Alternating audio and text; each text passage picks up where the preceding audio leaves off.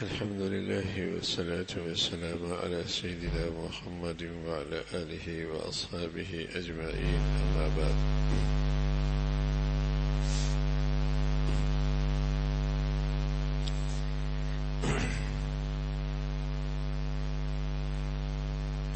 اللہ کے نبی صلی اللہ علیہ وسلم نے فرمایا کہ جو شخص اپنے وارث کو میراث سے محروم کرے گا، اللہ تعالیٰ اس کو جنت سے محروم فرما دیں گے.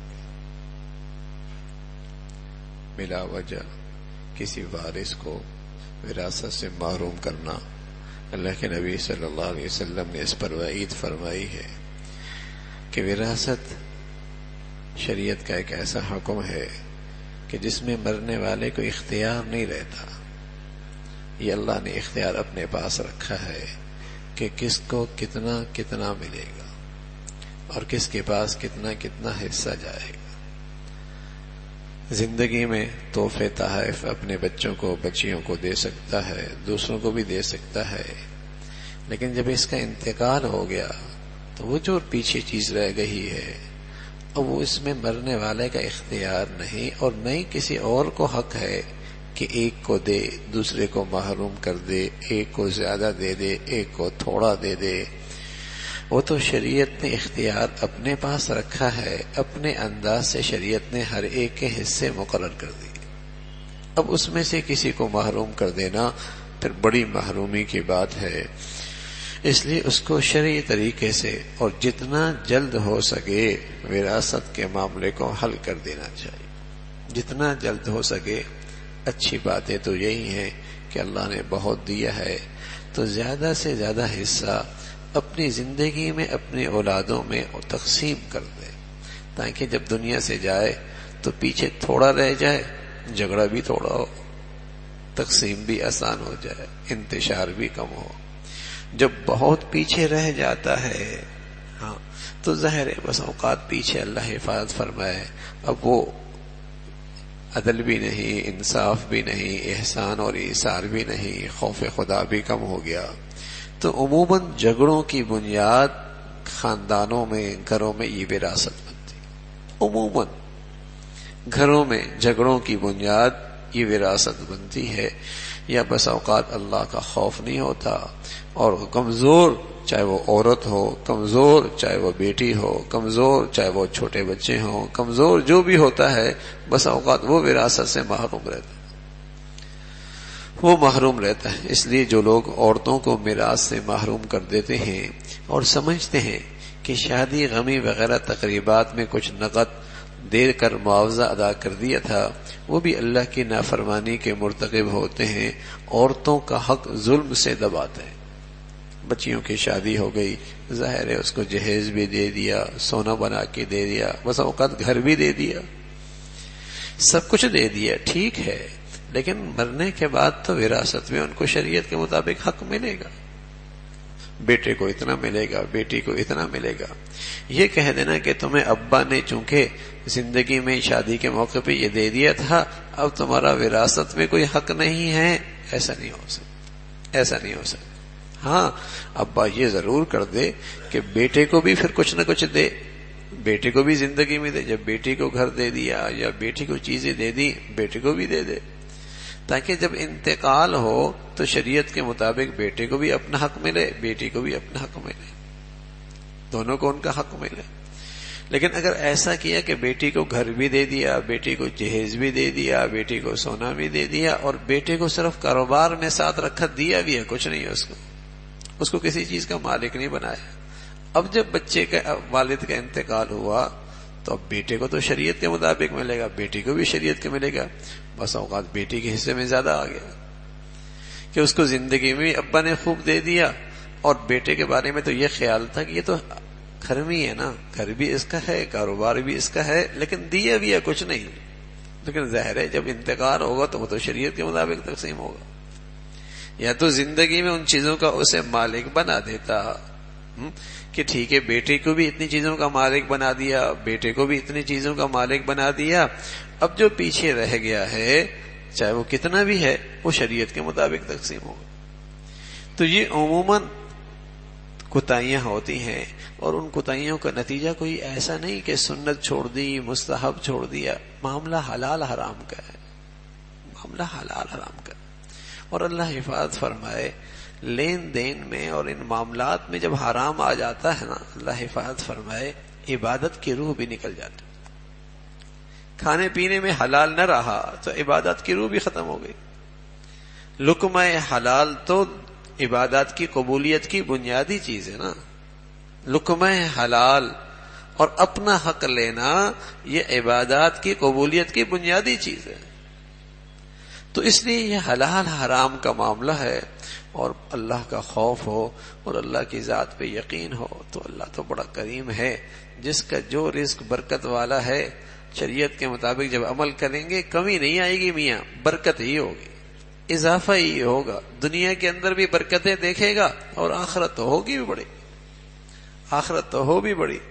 اولاد کے ساتھ بھی سچی خیر خواہی تو یہی ہے نا بھائی، کہ ان کے ساتھ جو معاملہ کیا جائے وہ شریعت کے مطابق کیا جائے، جو معاملہ بھی کیا جائے شریعت کے مطابق کیا جائے۔ کوئی ایسا عام معاملہ اپنی جذبات کی وجہ سے یا اپنی خواہشات کی وجہ سے نہ کیا جائے جو شریعت کے خلاف ہو۔ یہ اولاد کے حق میں بھی خیر خواہی نہیں، سچی بات ہے، یہ اولاد کے حق میں بھی ہمدردی نہیں ہوتی۔ حق اور شریعت جو خیر خواہی کا سبق وہی ہے جو ہمیں شریعت نے دیا ہے۔ تو بچیاں ہیں، بہنیں ہیں، اولاد ہے، بڑا بیٹا ہے، شریعت نے ان کے لیے حقوق بتائے ہیں اور ان کی وراثت کا حق بتایا ہے۔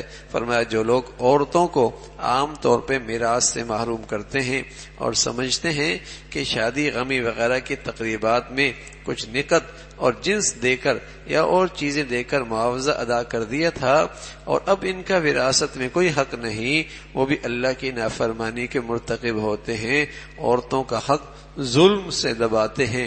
ظاہر ہے یہ بڑی محرومی کی بات ہے۔ اللہ تعالیٰ نے ہر ایک کے حصے تفصیل کے ساتھ بتائے ہیں۔ اللہ تعالیٰ بھائی عمل کی توفیق نصیب فرمائے۔ مکان یا کسی اور جائیداد کی رجسٹری اور کاغذات میں محض کسی عزیز کا نام لکھنے سے وہ اس کا مالک نہیں بن جاتا، جب تک کہ مالک اس عزیز کو وہ جائیداد ہبہ کر کے اس عزیز کے قبضہ نہ کرا دے۔ نام کرا دیے، بیوی کے نام پہ گھر کر دیا، تو صرف نام کرانے سے نہیں ہوتا، نام کرانے سے نہیں ہوتا۔ بس اوقات یہ نام اس لیے بھی کرا جاتا ہے، ٹیکس کے مسائل، دیگر چیزیں ہوتی ہیں، ہاں، تو صرف نام کرانے سے نہیں ہوتا بلکہ اس کو مالک بنانے سے ہوتا ہے، جہاں اسے اختیار ہوتا ہے کہ وہ رکھے، بیچے، کسی کو دے، اس کو حق حاصل ہو۔ اگر آپ نے اس کو یہ حق حاصل نہیں دیا تو صرف کاغذ پہ لکھنے سے کچھ نہیں ہوتا۔ جب آپ نے کاغذ پہ لکھنے سے کچھ نہیں ہوتا تو جب انتقال اہلیہ کا ہوگا تو وہ اس کی وراثت نہیں ہوگی، وہ آپ کی وراثت ہو، وہ آپ کی وراثت ہو۔ تو محض لکھ لینے سے کچھ نہیں ہوتا، اس کو مکمل اختیار دے کہ بھئی یہ تمہاری چیز ہے اور آپ کو یہ اختیار ہے، رکھیں، فروخت کریں، کہیں کریں، یہ آپ کو اختیار ہے۔ اب زکوٰۃ بھی اگر ہے اس چیز کی، چاہے وہ دکان ہے، چاہے وہ پلاٹ رکھا ہوا ہے، چاہے کوئی اور چیز ہے، اب کوئی چیز بھی، زکوٰۃ بھی اب تمہارے ذمے ہے، اب اس کی زکوٰۃ بھی تمہارے ذمے، اب میرے ذمے نہیں ہے، ٹھیک ہے نا، ہم نے آپ کو ہبہ کر دیا، آپ کی چیز ہے۔ تو وہ ایک شریعت کا ایک انداز ہے۔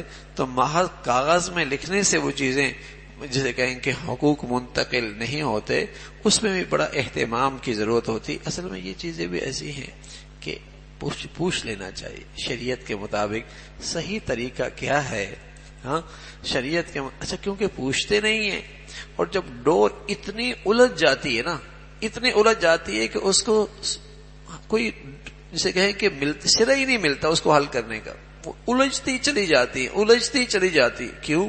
پوچھا کبھی نہیں۔ اب وہ ڈور اتنی الجھ گئی ہے کہ وہ گرے کھل ہی نہیں رہی۔ تو اگر وہ چیزیں شریعت کے مطابق، عام طور پہ ایسا ہوتا ہے کہ ماں باپ بھی خیر خواہ ہوتے ہیں، برا نہیں چاہتے کسی کا، لیکن ناواقف ہوتے ہیں۔ عام طور پہ برا نہیں چاہتے اپنی اولاد کا، لیکن ناواقف ہوتے ہیں۔ بعض چیزیں ناواقفیت کی وجہ سے ایسا کر دیتے ہیں، پوچھتے نہیں ہیں۔ اگر یہ چیزیں پوچھ لی جائیں اور رہنمائی شریعت کی لے لی جائے تو سب کے ساتھ خیر خائی بھی ہوگی، اپنا بھی فائدہ، اولاد کا بھی فائدہ، دنیا بھی اچھی، آخرت میں بھی اچھی۔ تو فرمایا محض نام کرنے سے نہیں ہوتا، اس کا بھی طریقہ ہے۔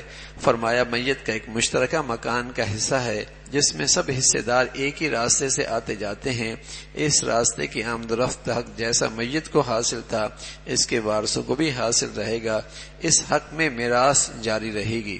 میت کے بعد جو چیز رہن یعنی کسی اور کی رکھی ہوئی تھی، جب تک کہ قرض وصول نہ ہو جائے اس کے روکنے کا اسے حق حاصل تھا، اس کی وفات کے بعد اس کے وارثوں کو بھی یہ حق حاصل رہے گا۔